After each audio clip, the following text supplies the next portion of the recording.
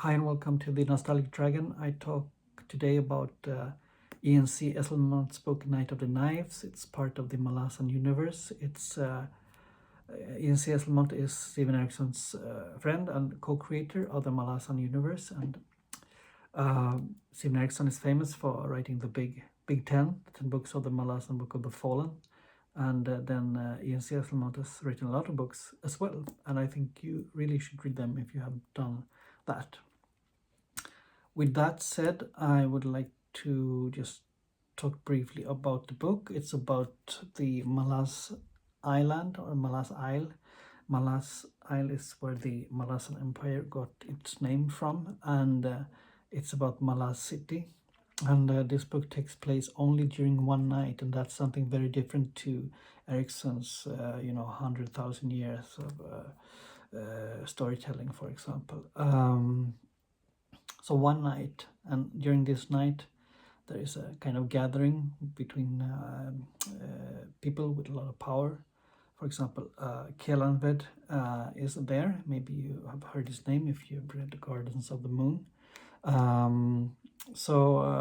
lot of powerful spirits and people are gathering on the Malaz Island. No one knows what they are doing there, and that's kind of mystery with the book, and we get to follow this mysterious night through two persons. One is Temper, who is a veteran soldier, and if you've read the other Malazan books or on the Gardens of the Moon, you will recognize some of it, so I won't spoil that. He's a veteran soldier and has taken part of lots of Malazan history and also important battles. He's there. He's curious on what's happening this night. And we also have Kiska, and she is a girl. And initially, it's just important to know that she wants to do something else than just living on this island. And she lives with a woman, an older woman, that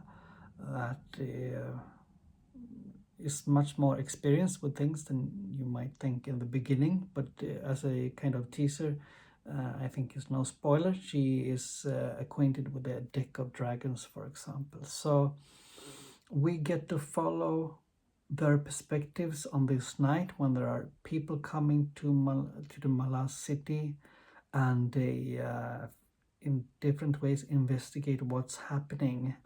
They are searching through the city, and they are getting clues in different ways to see what is this. And no spoilers here. This is an important event, and it's very important for example, the Gardens of the Moon book, for example. So it covers a lot of lore, a lot of historical facts, a lot of personality. You get to learn a lot of people here that occurs in the Steven Erikson's books. So I really recommend this. This is a other kind of writing style than Steven Erikson. It's much more, you could say, straightforward, a bit RPG-esque. It's a quest-like. This is the first book. I know his books will get better and better for each book. I actually enjoyed this book if you really accept it for what it is, and especially the lore part.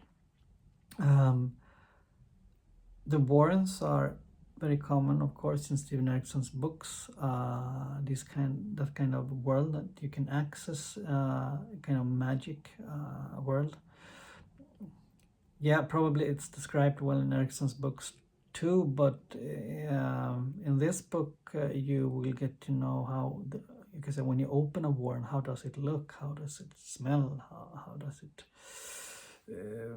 feel for people watching a warren for when it's opening. Also, it's atmospheric because you will learn a lot about moonlight, which shines on the Malaz city a lot this night.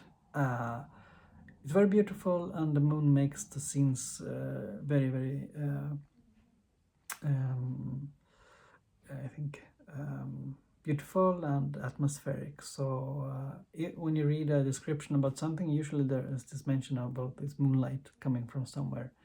And I think that's a good trick and a good way of creating a good feeling in this book. It's very fast, I mean easy read, I would say, so that's something very different from Steven Erikson's books. They are not difficult, I would say, but they are long. This is not that kind of book. So if you are interested in the lore of Malazan and interested in people mentioned in Gardens of the Moon, especially, I want to know more about them, I think this is a book for you. So with that, I highly recommend it.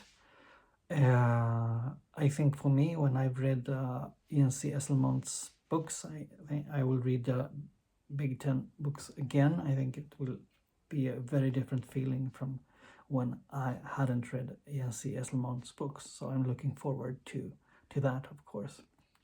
Maybe you've read the book. Maybe you can write your comments below. Please avoid spoilers. And if you like this kind of review, you can like and you can subscribe. Thank you very much. Bye.